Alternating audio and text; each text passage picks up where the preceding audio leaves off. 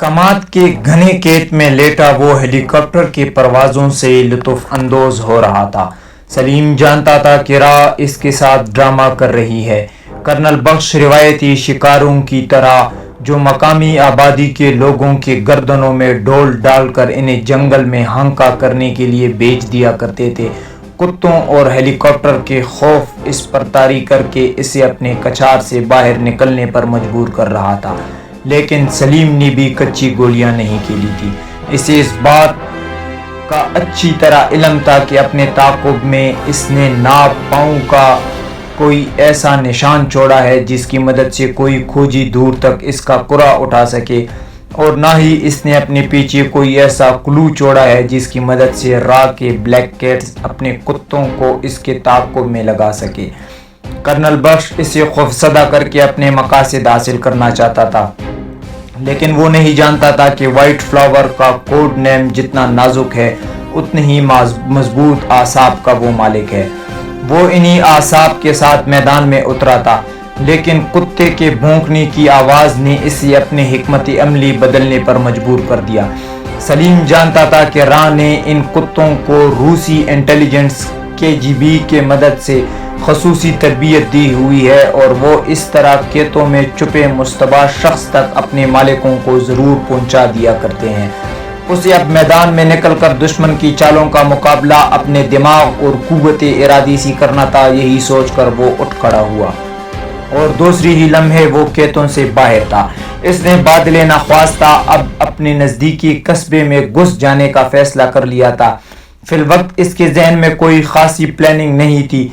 इसे अब जो कुछ भी करना था हालात और वाक़यात का तयन करने के बाद ही करना था। अभी वो मुश्किल से 50-60 गज ही चला था कि अचानक ठिठक कर रह गया। वो खेत के एक किनारे खड़ा था जिसमें जानवरों के लिए चारा काश्त किया गया था। कुछ कतई अराजी खाली हो चुकी थी जहां चारा काटने वाले दरांती भी पड़ी थी। शायद कोई थोड़ी देर पहले चारा काट कर अपने ठिकाने पर छोड़ने गया था और इसकी वापसी थोड़ी देर बाद ही मुतवक्की थी, जिसके बाद इसने मजीद चारा काटना था। एक मुस्कुराहट इसके होंठों पर नमूदार हुई और इसके तने हुए आसाब कदरे ढीले पड़ गए। इसे बेहतरीन कवर मुयस्सर आ गया था। दूसरी ही लम्हे इसने बड़े तेजी से चारा काटना शुरू कर दिया। बमुश्किल 5 मिनट बाद ही इसने मकामी किसानों की तरह जानवरों के चारे का गट्टा बांधकर सर पर रख लिया था। अपना थैला उसने उस गठली में छुपा लिया था और बड़े इत्मीनान से पक्की सड़क की तरफ जा रहा था, जिसकी दूसरी तरफ मकामी कस्बा दुनियापुर था जहां इसे फिलवक्त पनाह लेना थी। अभी वो सड़क के किनारे पहुंचा ही था कि जब अचानक एक पुलिस जीप जो दूर से आ रही थी इसके नजदीक आकर रुक गई। एक मोटी सी गर्दन खिड़की से बाहर बरामद हुई और अगले सीट पर बैठे थानेदार ने डांटने के लहजे में पूछा, कौन है बे तू? माई बाप, क्या हो गया? आपसे पहले 2 और जगहों पर भी यही पूछा गया। मेरी शक्ल से आपको क्या लगता है? सलीम ने इस तरह जन बुन कर जवाब दिया कि थानेदार ख्वामखा मुस्कुरा पड़ा। अच्छा, ख्याल रखना, कोई मुश्तबा नजर आए तो हमें इत्ला कर देना। इसने अचानक ही संजीदा होते हुए कहा, जो हुक्म माई बाप, साली की टांगे तोड़कर आपके सामने लाकर फेंक देंगे। इसने मकामी जटों की से लहजे में कहा और अगली कोई बात सुनने से पहले ही आगे बढ़ गया, क्योंकि कुछ फासले से इसने एक आर्मी की जीप को भी इस तरफ आते देख लिया था। इन लम्हात में जब वो सड़क को उबूर करके दूसरी तरफ पहले खेतों के सिलसिले में दाखिल हो रहा था, कर्नल बख्श की जीप पुलिस की जीप के करीब से गुजर रही थी। कर्नल बख्श ने दूर ही से पुलिस वालों को सड़क उबूर करने वाले की पूछ पड़ताल करते देख लिया था और वो मुतमईन था कि ये शख्स चेक हो गया है, वगरना तो इसने बनफ्से नफीस अपने रास्ते में आने वाले हर देहाती के नजदीक रुक कर इससे 1-2 सवाल जरूर किए थे। अपने सर पर रखा मवेशियों का चारा सलीम ने सड़क उबूर करने के बमुश्किल 3-4 मिनट बाद ही एक खाली कता अराजी पर बंधे भैंसों के सामने डालकर इससे निजात हासिल कर ली। अब वो खुरामा नजदीकी कब्जे की तरफ बढ़ रहा था, जहां से लाउड स्पीकर की आवाजें अब बहुत नुमाया होकर इसके कानों तक पहुंचने लगी थी। गौ माता की जय, कोई न भूखा रहे। इससे फौरन अंदाजा हो गया कि यहाँ कालका देवी के पुजारी है, जिसका मेला इस इलाके के मुख्तलिफ देहातों में बारी बारी लगता है। इसका मतलब ये था कि दुनिया पूर में कालका देवी का उत्सव चल रहा है, जिस पर नजदीक दूर से हजारों की तादाद में कालका देवी के पुजारी शिरकत कर रहे होंगे। एक लंबा सांस खारिज करती ही उसने जैसे अपने दिल दिमाग पर धरा सारा बोझ ही उतार कर फेंक दिया। नजदीकी आबादी यहाँ से करीबन 1.5-2 फरलांग दूर थी। अगले 10 मिनट बाद वो यात्रियों को हुजूम में शामिल हो चुका था। इसने सबसे पहले दुनियापुर के बड़े मंदिर के बाहर मेले पर लगी छोटी छोटी दुकानों से पहले रंग बरंग की त्रिशूल की तस्वीरों वाला रुमाल खरीद कर अपने माथे पर बांध दिया, जबकि जनेऊ इसके गले में पड़ चुका था। बाजार में मौजूद लोहे के कड़े से वो मुकम्मल हिंदू ब्राह्मण बन चुका था। एक स्टॉल से आटे की पेड़ी लेकर इसने वहां घूमते आवारा गाय को खिलाकर अपनी मुहिम का आगाज किया और अब वो इस मंदिर की तरफ जा रहा था, जिसके अंदर और बाहर पुजारियों का मेला सा लगा हुआ था। 2 नारियल इसके हाथ में थे और 2 रुपए दूसरी मुट्ठी में। अब वो इस इंतजार में खड़ा था जो कालका देवी के सामने सजदा रेज होने के लिए गए थे। 15-20 मिनट के तकलीफ दे इंतजार के बाद उसकी बारी आ गई। मूर्ति के सामने बैठे 2 हट्टे कट्टे पुजारी के आगे इसने दोनों नारियल रख दिए और मुट्ठी में पकड़े पैसे मूर्ति के बजाय पुजारियों के सामने फेंक दिए, जिन्होंने इसके इस अमल पर अपने पसंदीदगी का इजहार करते हुए एक नारियल इसे वापस थमाया। इसके हाथ पर तिलक के साथ 3 सफेद लकीरें खींचकर चंद्रा भी लगा दिया, जिसका मतलब यही था कि देवी इस पर जरूरत से ज्यादा ही मेहरबान हो रही है। मंदिर में एक कोने में जहां देवी के बहुत से पुजारी ऊंची ऊंची आवाज में भजन गीता कर रहे थे, वो भी इनके साथ ही बैठकर भजन गता में शामिल हो गया। जिस तरह बाकी लोग बड़े खुशू खुजू से लहरा लहरा कर गा रहे थे, वो भी इसी तरह इनका साथ देने लगा। इसके वहां बैठने का किसी ने कोई खास नोटिस नहीं लिया था, लेकिन सलीम की चट्टी हिस्स ने इस लंबे तड़ंगे शख्स की निशानदेही जरूर कर दी थी, जो इस हुजूम के एक कोने में दरवाजे पर नजरें जमाए बैठा हर आने जाने वाले को घूर घूर कर देख रहा था। इसने सलीम को भी हस्बे मामूल बड़े गौर से देखा था, लेकिन क्या मजाल जो सलीम की नजरें इससे टकराई हों। वो बज़ाहिर सूरत हाल से कतीला ताल्लुक अपनी जगह खुशू खजू से भजन अलापता रहा। इस दरमियान उस शख्स की नजरें बार बार इस तरफ उठती रही। सलीम की रंगत इसे धोखा दे रही थी या फिर इसने सलीम से मुताल्लिक कोई राय कायम कर ली थी। अचानक ही वो उठकर बाहर चला गया। इसके बाहर जाते ही सलीम का माथा टंका। जरूर दाल में कुछ काला है और वो शायद सलीम को चेक करना चाहता था। निकलो यहां से, किसी नादीदा ताकत ने इसके कानों में चीखते हुए कहा और इसने वहां से उठने का इरादा कर लिया। इसके लिए फिल वक्त मंदिर से बाहर जाना मुश्किल था। ऐन मुमकिन था कि उस शख्स को सलीम पर शक ही ना हो और वो किसी काम से या फिर अंदर की हालात से मुतमईन होकर चला गया हो। बात कुछ भी हो रही हो, वो जानता था कि इसके ताक़ुब में बाहर निकलना ठीक नहीं। यही सोचते हुए इसने कालका देवी की मूर्ति के अकब में मौजूद छोटे से दरवाजे का रुख किया। यह रास्ता मंदिर से मुल्हिक लंगर खाने तक जाता था, जहां लोग सेवा करते और रजाकाराना तौर पर देवी के भक्तों के लिए खाना पकाते थे। ये काम चूंकि रजाकाराना था, इसलिए कोई भी यहाँ खिदमत अंजाम दे सकता था। अक्सर लोग अपने दानिश में पुण्य हासिल करने के लिए यहाँ मुख्तलिफ नौइयत की खिदमत अंजाम देते थे। बड़े एतमाद से कदम उठाता वो भी लंगर खाने में पहुंच गया और बर्तनों के ढेर के नजदीक बर्तन के पे बैठकर बर्तन धोने लगा। अचानक ही मंदिर के बड़े हाल में जैसे तूफान बदतमीजी घुस आया। भजन गीता रुक गई थी और बख्शों की चीखों पुकार से कान पड़ी आवाज सुनाई नहीं दे रही थी। क्या हुआ, क्या बात है, क्या मुसीबत आ गई? लंगर खाने में घबराहट तारी हो गई थी। करीबन तमाम सेवादार, जिनकी तादाद 10-11 थी, इस दरवाजे की तरफ लपके जो मंदिर के अंदर देवी के मूर्ति के पहलू में खुलता था।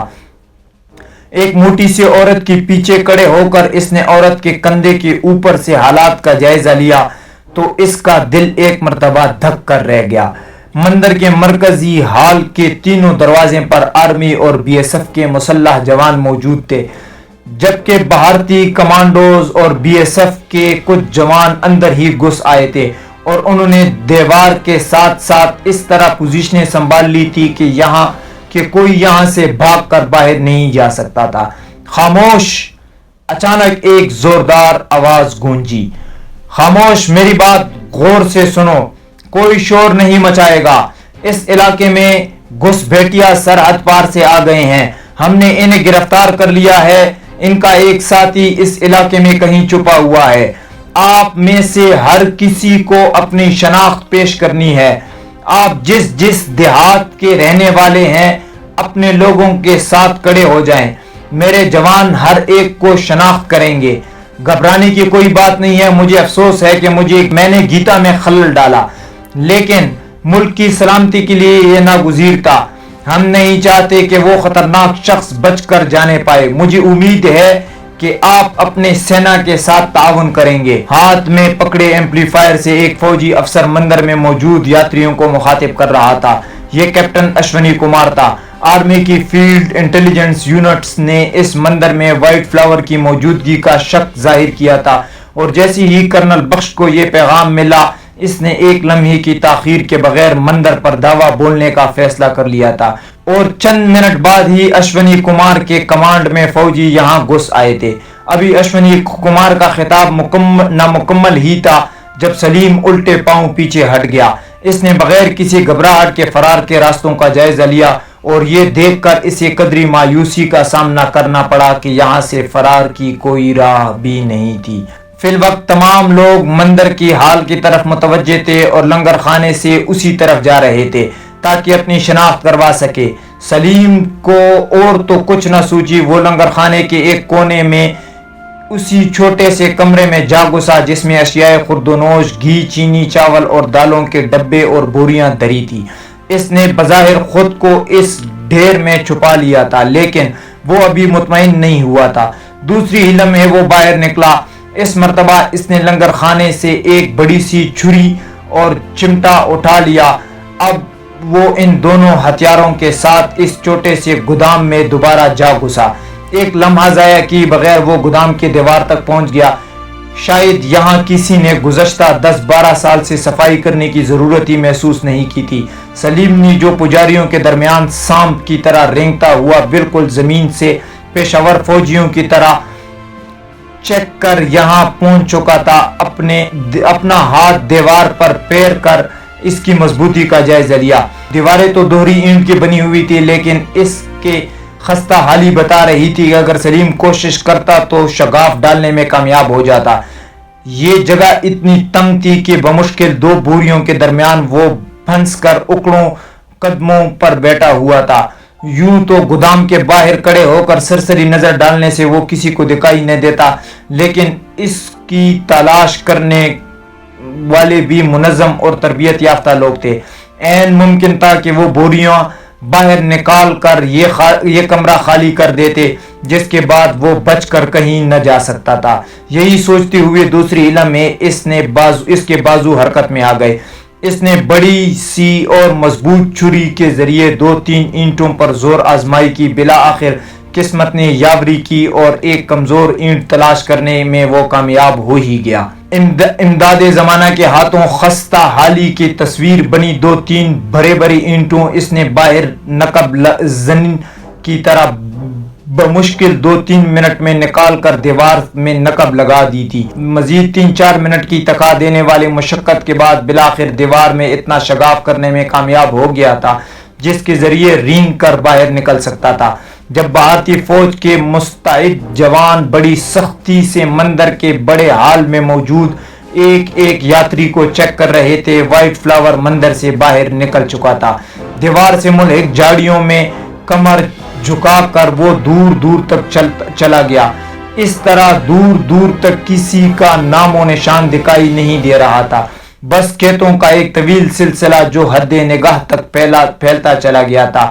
شاید ان کھیتوں کو آج ہی پانی دیا گیا تھا، کیونکہ اسے اپنے قدم من کے بوجھل محسوس ہو رہے تھے۔ چکنی مٹی اس کے ننگے پاؤں سے ٹخنوں تک لپٹی گئی تھی۔ اس کا جوتا تو مندر کے مین گیٹ پر ہی پڑا رہ گیا تھا۔ رات سے اب تک کے اعصاب شکن بھاگ دوڑ اور زندگی بچانے کی جدوجہد نے گو کہ اسے تکا کر رکھ دیا تھا، لیکن اس نے ایک لمحے کے لیے بھی کسی کمزور جذبے کو خود پر غالب نہیں آنے دیا۔ وہ کمانڈو تھا۔ اسے زندگی سے جو مکی جنگ لڑنے کی تربیت دی گئی تھی۔ اس نے کسی بھی مشکل ترین صورتحال میں ہتھیار ڈالنا نہیں سیکھا تھا۔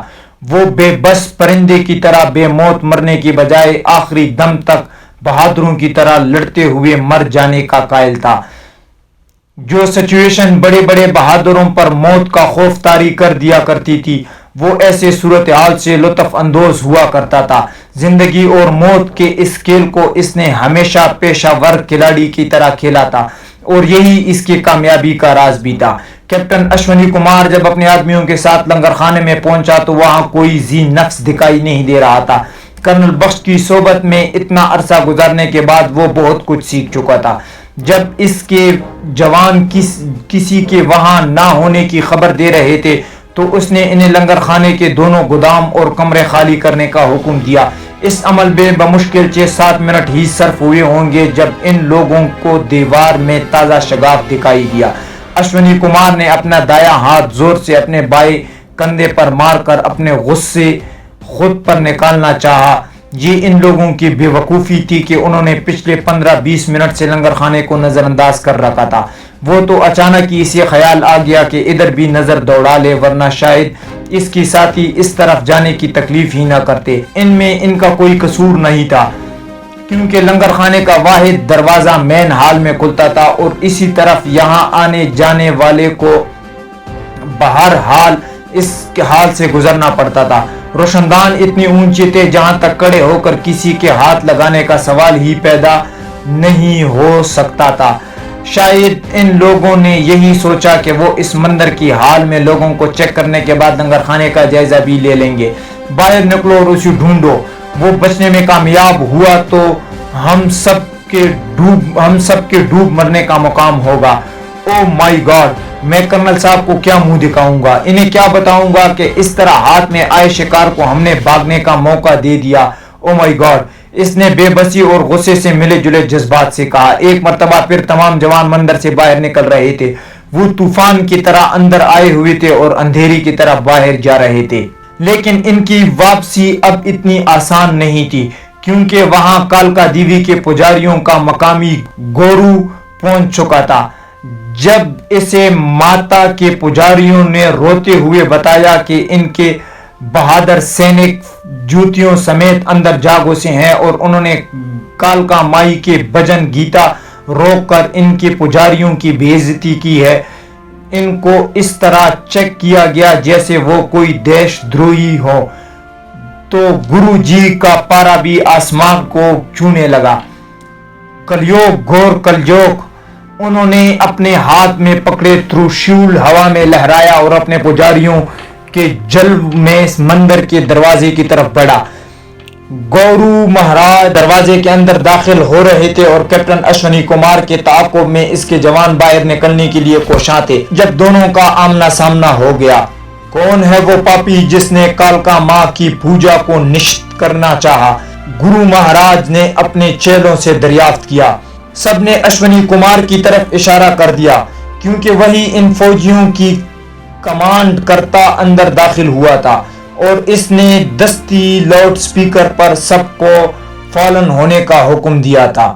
ناستک، گرو مہاراج نے اس کے آنکھوں کے سامنے ترشول لہراتے ہوئے کہا تو اشونی کمار گڑبڑا کر رہ گیا۔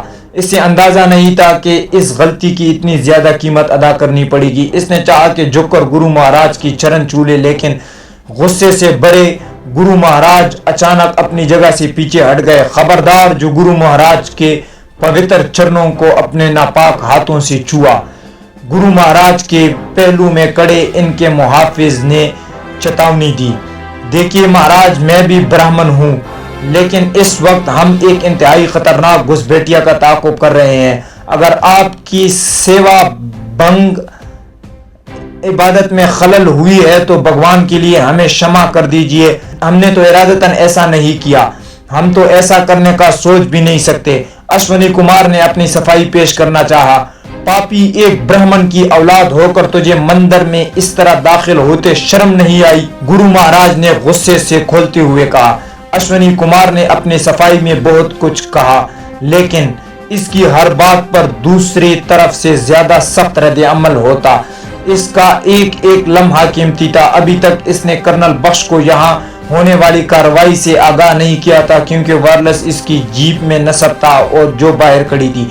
सूरत हाल बिगड़ते देखकर इसने अपने जवानों को इशारा किया और दूसरी इलम है उन्होंने अपने ऑटोमेटिक बंदूकें महाराज के चोलों की तरफ सीधे कर लिए। खबरदार, अगर कोई अपनी जगह से हिला तो गोली मार देंगे, ब्लैक कैट ने इन्हें ललकारते हुए कहा। गुरु महाराज समेत इनके चेले चटनी सहन कर एक तरफ हट गए और अश्विनी कुमार अपने साथियों समेत इनके दरमियान से रास्ता बनाता हुआ बाहर आ गया। मंदिर से कुछ फासले पर इसकी जीप खड़ी थी, जिसके साथ दो जवान एक कुत्ते को संभाले खड़े थे।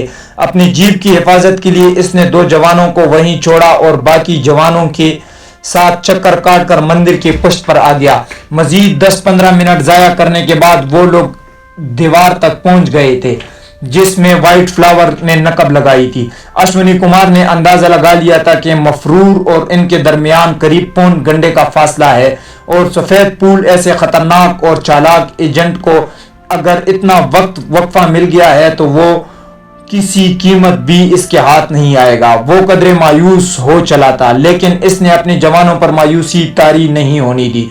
उनका हौसला बढ़ाते हुए इन्हें कीचड़ में उतार दिया था और खुद भी आगे था। बमुश्किल चंद कदम ही चलने इसे एहसास हो गया था कि इसने सबसे बड़ी हिमाकत कर दी है और कीचड़ में बनने वाले व्हाइट फ्लावर के कदमों के निशान नजरअंदाज कर दिए। अब इनके मिलने का सवाल ही पैदा नहीं होता था, क्योंकि कैप्टन अश्विनी कुमार और इसके 10 साथियों के कदमों के निशानात में सलीम के निशानात गडमड होकर खत्म हो चुके थे। दिल ही दिल में इसने 3-4 गालियां अपने आप को दी और अपने जवानों को बुकलाहट में इधर उधर भगाना शुरू कर दिया। जल्द इसके जवानों ने महसूस कर लिया था कि इनका कमांडर अंधेरे में टामक डुइयां मार रहा है। सांप निकल चुका है, वो सिर्फ लकीर पीट रहे हैं। करीबन 2 मील के मुसलसल भाग दौड़ के बाद वो इस कब्जे से मुल्हिक गांव के नजदीक पहुंच चुका था।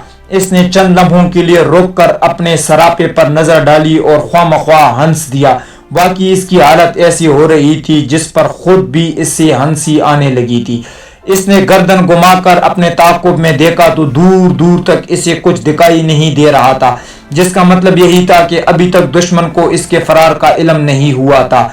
लेकिन जल्द या बदेर बहरहाल वो नकब ज़दा दीवार के नज़दीक पहुंच जाते, जिसके बाद इन्हें इल्म हो जाता कि सलीम जानता था कि इन लोगों के पास इसका ताक़ुब करने के लिए फौज के कई पलटने मौजूद हैं और राह ने ये अंदाज़ा लगाने के बाद कि वो इस इलाके में मौजूद है, यहाँ के चप्पे चप्पे पर पहरा बिठा दिया होगा। लेकिन अभी दुश्मन को इसके पास और भी सरप्राइज थे। वो कर्नल बख्श को एक और सरप्राइज देने जा रहा था। अगले 10 मिनट बाद वो गांव के हुदूद में पहुंच चुका था। इसने देहातियों में अक्सर वो लोग यहाँ पजीर थे जिनके यहाँ जमीनी थी। इसका हुलिया इस कदर बिगड़ा हुआ था कि गांव का चक्कर काट कर इसने कदरे वीरान रास्ते से अंदर दाखिल होने का इरादा कर लिया। इस सिमत आने वाले मकानात के दरवाजे बंद थे, जिसका मतलब यही था कि यहाँ के मकीन अपने खेतों में है और अपने खेतों की तरफ जाते हुए वो अपने कमरों को ताला नहीं लगाया करते थे, क्योंकि यहाँ चोरी चकारी का खतरा नहीं था। यूं भी इन बेचारों के पास लुटने के लिए ताही किया। एक ऐसा ही खाली मकान ताक कर इसने बड़े इत्मीनान से मकान की छोटी सी दीवार पलांगी और इस एक कमरे में घुसकर अंदर से कुंडी लगा दी। यह कमरा कसीरुल मकासिद दिखाई दे रहा था। इसने कोने में अनाज का ढेर लगा था, दूसरी तरफ 3-4 पाइयां बिछी थी और इसी कमरे के एक कोने में 2-3 लोहे के ट्रंक धरे थे। सबसे ऊपर वाले ट्रंक को ताला लगाया गया था। सलीम ने ट्रंक खोला और ऊपर धरा एक मर्दाना कपड़ों का जोड़ा पहन लिया। इसने अपने कपड़े इसी ट्रंक में रखकर अपने कमर से बंदी बेल्ट से कुछ करेंसी निकाली और पैसे वहीं रख दिए जहां से घर वालों इसी तरह के 3-4 नए जोड़े सिलवा सकते थे। इसी उम्मीद थी कि जब शाम को ये किसान घर वापस लौटेगा तो इसी चोरी को भगवान का इनाम ही समझेगा। वहीं एक कोने में धरी मकामी तर्ज की जूती पहनकर दीवार पलांग कर दोबारा बाहर आ गया। अब वो मुकम्मल मकामी देहाती दिखाई दे रहा था, जिसने अपने सर पर गुलाबी रंग की छोटी सी पगड़ी भी बांध रखी थी। हैरत अंगेज तौर पर भारतीय इंटेलिजेंस की ताक़ुब को बिल्कुल बरक्स वो वापस इसी कस्बे में लौट रहा था जहां कालका देवी का मेला लगा था। इस कस्बे में दोबारा घुसने का कम से कम कैप्टन अश्विनी कुमार तो तस्वुर ही नहीं कर सकता था। अगले 15-20 मिनट की मुसाफत इसे वापस अब इसी जगह ले आई। इस मेले की रौनकें लौट रही थी। शाम तक का वक्त इसने यहीं गुजारा। दूर दराज के देहातों से आने वाले यात्रियों के लिए मंदिर के नजदीक आश्रम और सराय मौजूद थे। रात अपने साया दुनिया पूर पर फैला रही थी और कालका माँ के पुजारी भंग और घटिया शराब के नशे से धुत आश्रम और सराय का रुख कर रहे थे, जहां रात भर के लिए उन्होंने एक चरपाई महज 2-3 रुपए किराए पर मुयसर आ सकती थी। सलीम ने भी ऐसे ही सराय का रुख किया। इससे जिस कमरे में जगह मिली थी इसमें 5 चरपाइयां लगी थी, जिनमें से 4 पर पहले ही से दिल्ली की एक फैमिली काबिज थी। अभी तक उसने मेले ही से कुछ अलम गलम खाया था। रात होने पर जब इसे कदरे महफूज होने का इत्मीनान हुआ तो इसकी दिन भर की मुशक्कत के बाद वाली थकन गालिब आने लगी। कमरे में मौजूद लोग शायद बाहर गए होंगे। सराय का नाजिम ने कमरे का दरवाजा खोलकर इसकी चरपाई की निशानदाही करते हुए कहा कि वो इसे शरीफ ज़्यादा जानकर इसको यहाँ जगह दे रहा है और उम्मीद की थी कि वो इसके तवक्कुआत पर पूरा उतरेगा। चूंकि इसके मुंह से भंग या शराब की बदबू नहीं उठ रही थी, इसलिए सराय का नाजिम को इसकी शराफत पर यकीन आ गया था। हाँ, जब बाहर जाने लगो तो मुझे बता देना, मैं कमरे को ताला लगा दूंगा। खबरदार किसी और को कमरे में ना घुसने देना। इसने जाते जाते सलीम को नसीहत की।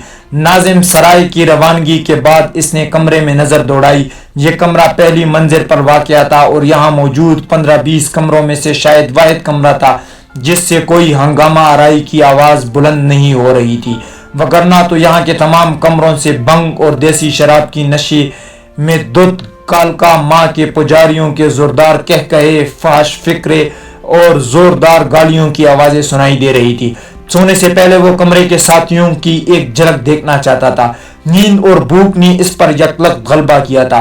कुछ सोचकर वो उठ खड़ा हुआ। इसने बाजार से कुछ खरीद कर और कमरे में बैठकर खाने का इरादा किया, लेकिन अभी वो बमुश्किल उठ खड़ा ही हुआ था कि अचानक दरवाजा खुला और एक कदरे ढेली उम्र के महज़िब से लाला जी अपनी मोटी सी पत्नी के साथ अंदर दाखिल हो गया। इनके नकब में 15-16 साल का जवान था और आखिर में जिस पर इसकी नजर पड़ी तो उसने एक लम्हे के लिए सलीम को महवियत ही में रख दिया। तो दोस्तों, ये थी हमारी आज की एपिसोड। उम्मीद करते हैं कि आपको हमारी कहानी पसंद आई होगी। जाने से पहले एक छोटी सी गुजारिश है कि वीडियो को लाइक करें, चैनल को सब्सक्राइब करें और बेल नोटिफिकेशन को दबाएं ताकि आपको बर वक्त अपडेट मिलती रहे।